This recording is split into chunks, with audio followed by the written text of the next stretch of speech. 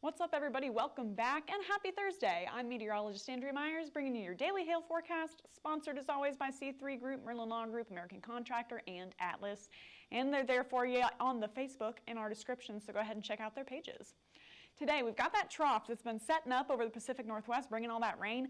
Now it's starting to trek off to the east. So a lot of folks could see some heavy snow, some high winds as well. And then tomorrow, things kind of ramp up when we could start to see some severe weather popping back up through the south into tomorrow and Saturday. So going over today through the end of your work week, and then getting into the end of the show, continuing our countdown of 2023's 10 costliest storm systems. Today we're on number 7. So getting into all that in a second, but before we start our weather, if you haven't heard, in case you missed it, we're at the Roofing Process Conference on December 12th through the 13th in Orlando. So you guys want to go see Frank and say hey, he's at the Rosen Center on booth 26 for the Roofing Process Conference. So get out there and say hello. Now into our weather. Here's all the rain that's been pushing into the West Coast. It is on a little bit of a break today relative to what we've been seeing for the past few days. So just some scattered showers and some cloud cover now all the way from the Pacific coast into Montana. And then the rest of us are pretty clear, but some high winds present for the Central Plains. And that's just due to, again, that trough that's starting to push through. Going to get some wind ramping up pretty much anywhere from the Dakotas down into Oklahoma. Already pretty breezy out here today in Oklahoma City. And it's nice weather-wise, 64 degrees in OKC, almost 70 in Houston, and then sitting down in the 40s if you guys are a little bit north in the U.S. here. So generally warmer across the nation for now, but then that trough is going to change things pretty soon. So we do have a winter weather advisory in spite of those warm conditions, because again, it's going to drop pretty quick on those temperatures. So heavy snow possible in any of those purple swaths, and winds as well, gusting up to 35 to 45 miles an hour. So just with that snow coupled together, kind of makes traveling difficult, and a lot of the heaviest snow is going to be on those mountain passes, so be aware of that until that expires in your area. This little pink part of Wyoming is under a winter storm warning, and that's going to be snow accumulations of 12 to 18 inches, and if you're in the Teton Mountains, 20 to 30 inches. So decent amount of snow for you guys up in Wyoming, and then down in California. We got a freeze watch there for you. Temperatures dropping just as low as like 20, 28 degrees, so upper 20s there. But that's going to last all the way through next Wednesday morning. So each overnight, those temperatures are going to drop pretty low. So very wintry out west. And then we got that wind out in the east. So wind advisory in the tan, high wind warning for us in Wyoming, parts of Colorado, parts of California, and then your high wind watches as well in that dark brown down in Texas and Nebraska. For our wind advisories, you got those high sustained winds already, and then gusts up to 60 miles an hour for some. High wind warning, severe gusts also expected, but if you're in California or in the Colorado high wind warnings, those winds are going to be cranking. That could be up to 70 to 80 miles an hour for you guys with those Santa Ana winds, and then along the mountains. It just kind of works out that way. And then down in Texas as well, really high winds possible, up to 85. You guys are taking the #1 spot for high winds with your weather today. So really speedy winds across the region, and then we're going to see those temperatures dropping pretty quickly with that cold front after it moves through into Friday. So there goes that whole trough, bringing all that snow, all of that rain in today. Colorado Rockies are going to see some flickers of snow throughout the day, and then really things are going to kind of move through into tonight through tomorrow morning, all the way from Montana down into Utah into Colorado snow-wise, and then continuing to see all that rain and snow moving onto the coast if you're in the Pacific Northwest.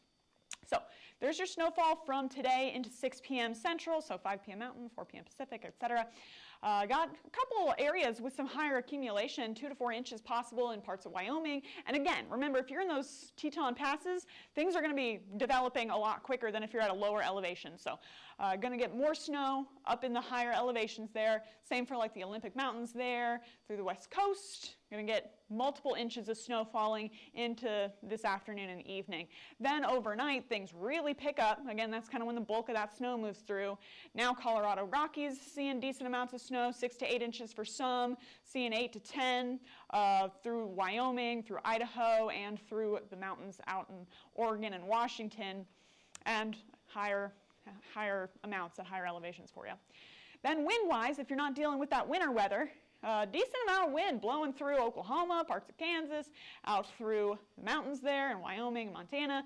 There we are by 5 p.m. Central. If you're driving any high-profile vehicles, could make it kind of difficult for you guys. Always think about that travel with these weather conditions. And then, things should kind of clear out a little bit into the overnight hours, and then just staying windy up in the north, but everyone else should see those wind gusts tapering off. So into Friday, all right, there's your trough, creeping off to the east. Going to spark some severe weather out through the Arklatex region into Friday.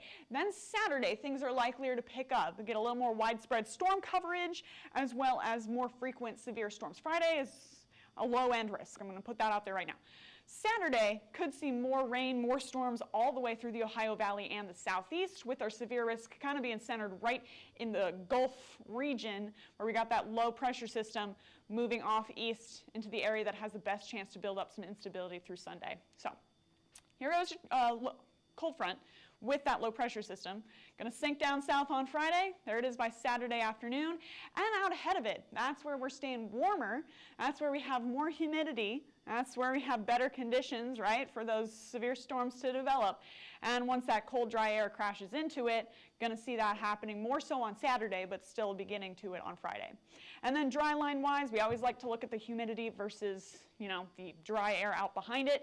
And that's a pretty sharp dry line that we got by Friday, but everything's kind of going to be developing out in less of an unstable area. Friday is not looking crazy for severe weather. A couple spotty storms here and there, and then Saturdays when, again, things pick up off in the southeast, moving through the Gulf states.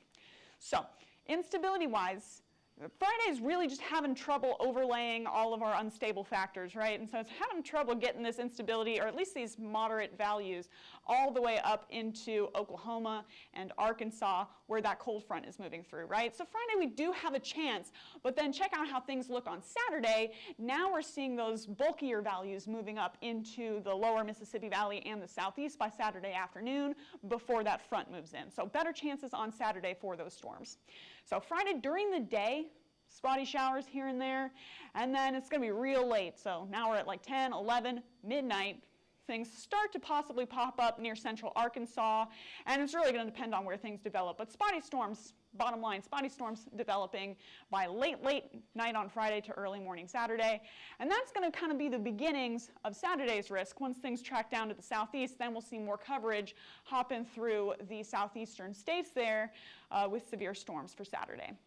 So for tomorrow, again, just a little tiny risk out through Arkansas, Louisiana, Texas, Oklahoma. If you're in Texarkana, Fort Smith, Little Rock, low-end chances across the board because it's going to depend on where those storms do pop up, but you could see some quarters.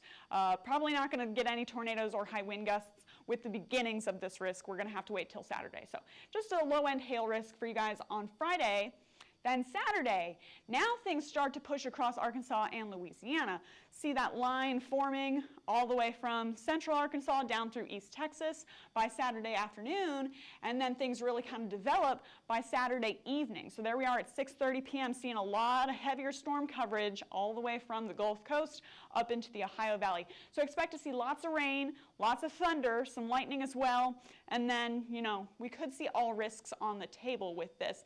Likely to see things tapering off as it pushes further east and we kind of use up all that instability, but Saturday afternoon and Saturday evening could yield some severe storms. So here is your risk area for your Saturday. East Texas into Alabama, all the way northward into Kentucky, could get some severe hazards. All risks are on the table right now, and we'll let you know what we're looking closer at on Friday. So that's your severe weather for today. Now taking a blast from the past there, number 7 of our top 10 severe storms of 2023, it's actually tied for, I guess, number 8 and number 7, is March 24th through the 26th. So yesterday we talked a little bit about the Central Plains. A lot of folks in Oklahoma City probably remember yesterday's event. A lot of folks in the southeast probably remember this event, 24th through the 26th.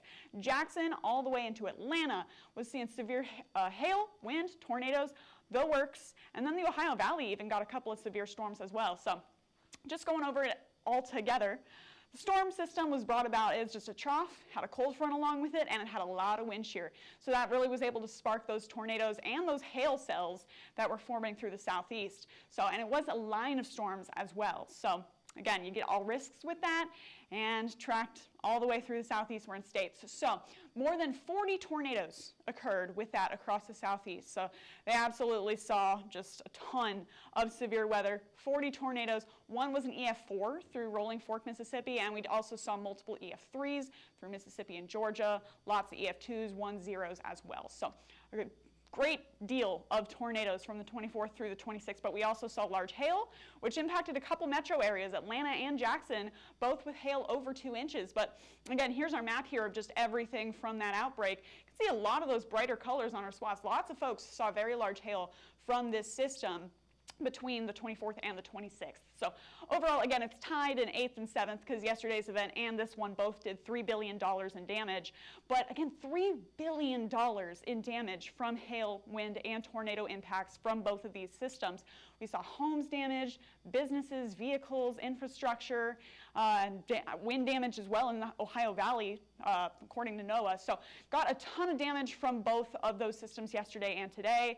So bringing it in at number 8 and number 7 technically, as they're tied monetary-wise.